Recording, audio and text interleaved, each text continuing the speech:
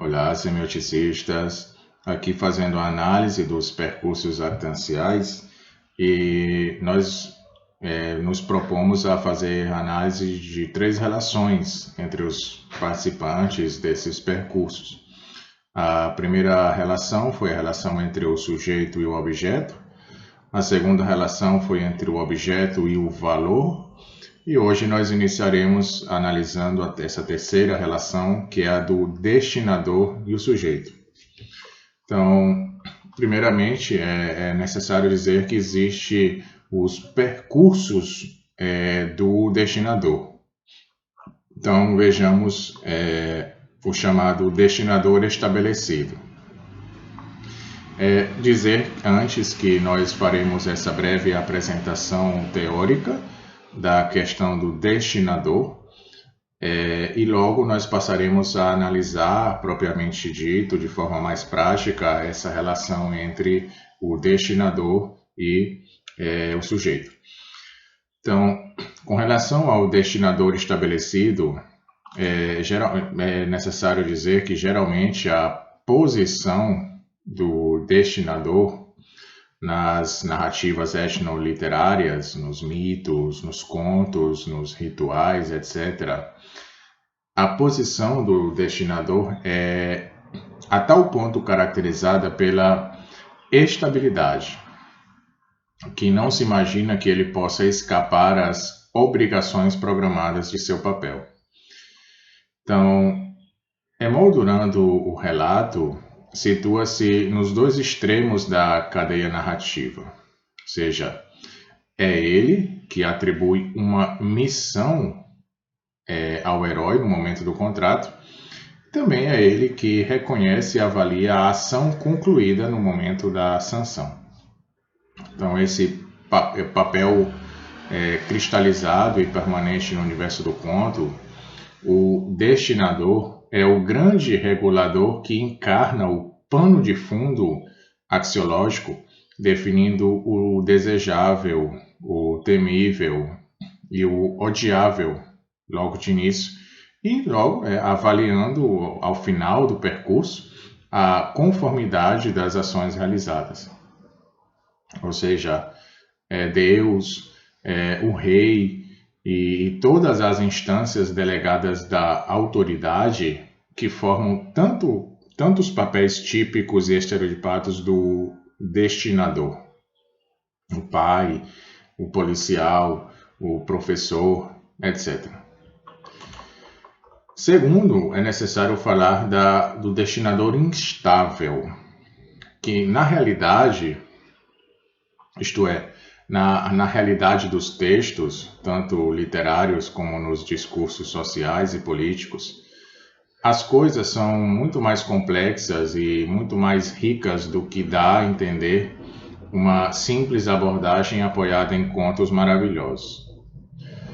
Como todos os outros actantes, o destinador no discurso é, antes de tudo, uma posição actancial, que é inscrita em um percurso, portanto, é modulável e é instável, é sujeita a transformações e também exposta ao reconhecimento de seu estatuto pelos sujeitos.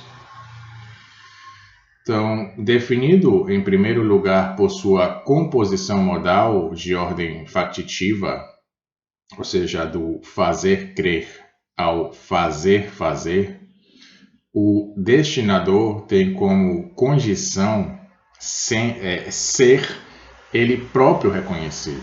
Ou seja, o seu poder pressupõe o reconhecimento, a aceitação mantida e constantemente reativada do seu estatuto por parte do sujeito.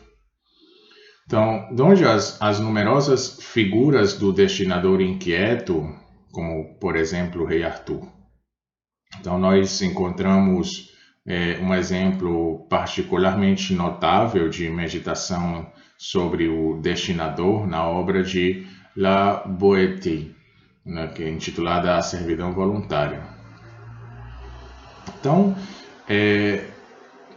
agora tratando da estrutura modal, da factitividade, é necessário dizer que a aparente estabilidade do destinador está ligada à sua primeira definição em semiótica, que é derivada do esquema actancial.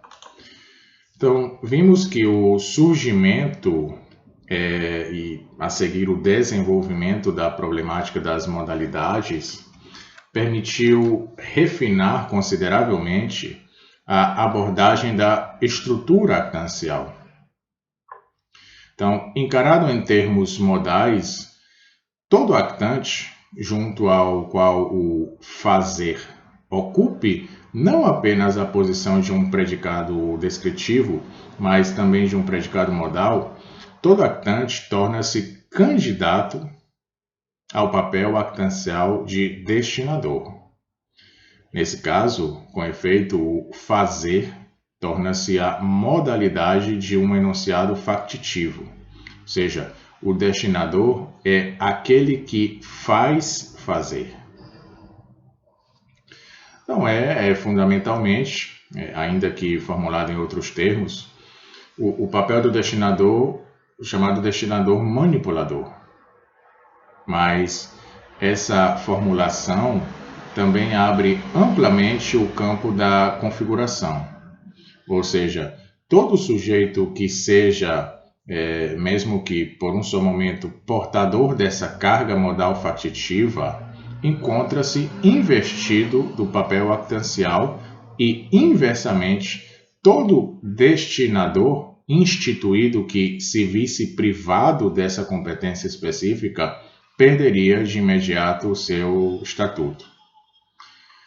Então, o fazer, obviamente, é apenas um estágio da realização do percurso do destinador que se virtualizou e se atualizou por meio de outras configurações modais, como a do fazer-dever.